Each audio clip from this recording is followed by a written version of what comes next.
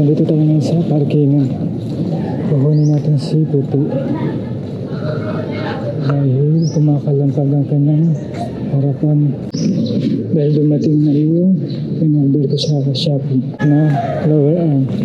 Subukan ko kung doon matatanggal kasi walang bushing na set na makita. Kaya set na ng lower arm yung binili ko. So ayun, dali na natin ito ngayon sa bahay guys. Tara.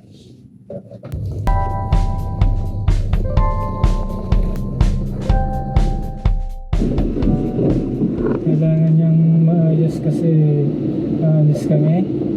Punta kami ng Pampanga.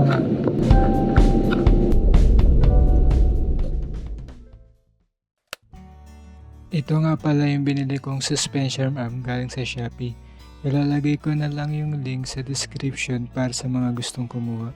Maganda ito kasi talagang sukat na sukat para sa mga DA64V natin. Hindi ka na mahihirapan sa adjustment, wala ka ng dagdag trabaho, literal na kabit agad. Sasalpak mo na lang, then good to go.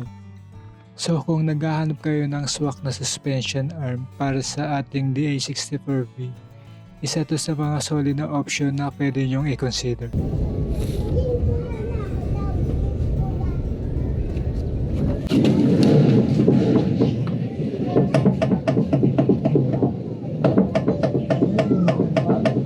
Ha? Oo. Lakas.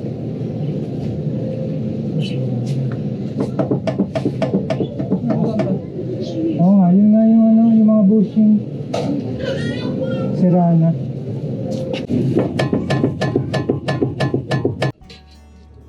Dito naman ay tinulungan ako ng aking tatay sa pag-aayos ng aming sasakyan. Importante talaga na i-check at i-maintain ang sasakyan bago tayo bumiyahe. Hindi lang ito para maiwasan ang aberya sa daan, kundi para na rin sa kaligtasan natin sa biyahe. Mas okay na yung sigurado tayo bago umalis kaysa may stranded sa gitna ng biyahe. Kaya ugaliin natin ang proper maintenance. Simpleng pag-check lang ay malaking tulong na para maging smooth at safe ang ating mga biyahe.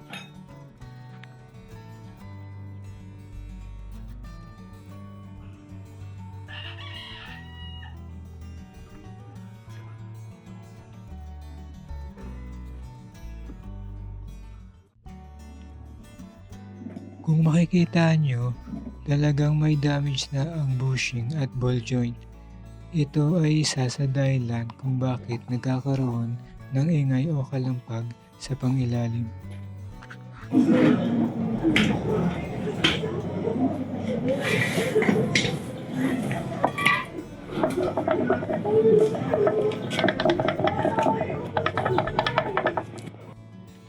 Nang sinubukan ko, kung may maingay pa din, may narinig pa din akong isang side ng gulong na maingay. May nakaligtaan pala akong i-check. Yung tie rod end, maluwag na din pala ito. Pero yung tatlong gulong ay okay naman na. Wala nang kalampag.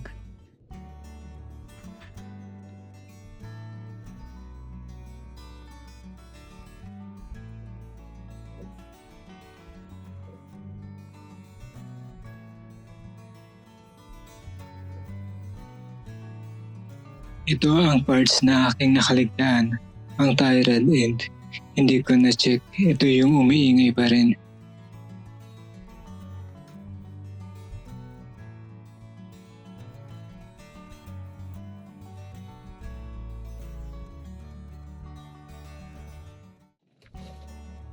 Ito naman ay bushing para sa mga panglikod na gulong.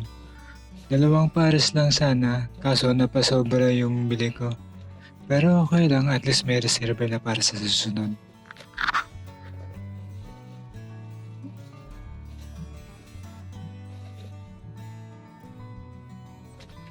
Hindi ko na nabidyohan kung paano namin tinatanggal ang bushing na ito sa likod.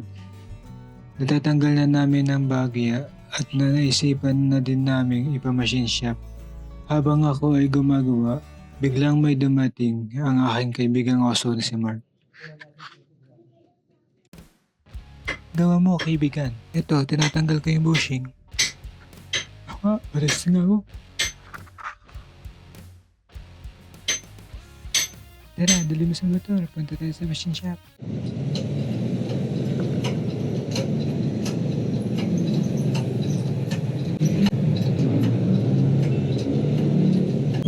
Thank you, sir. Thank you, boss. Thank you. Maraming salamat nga pala kina sir na tumulong sa pag-press nitong mga bushing. Malaking bagay talaga kasi mas napadali at bumilis ang aking trabaho. Sa kabuuan, naging maayos na yung tatlong gulong at ramdam na ramdam yung improvement simula nung napalitan at naayos ang mga bushing. Yung isang gulong na lang talaga ang may konting tunog pa rin. Kaya kailangan ko pa itong tutukan. Next step, maghahanap na ako ng tie rod end para sa harapan para tuluyan ang maayos. Hanggang sa susunod ulit.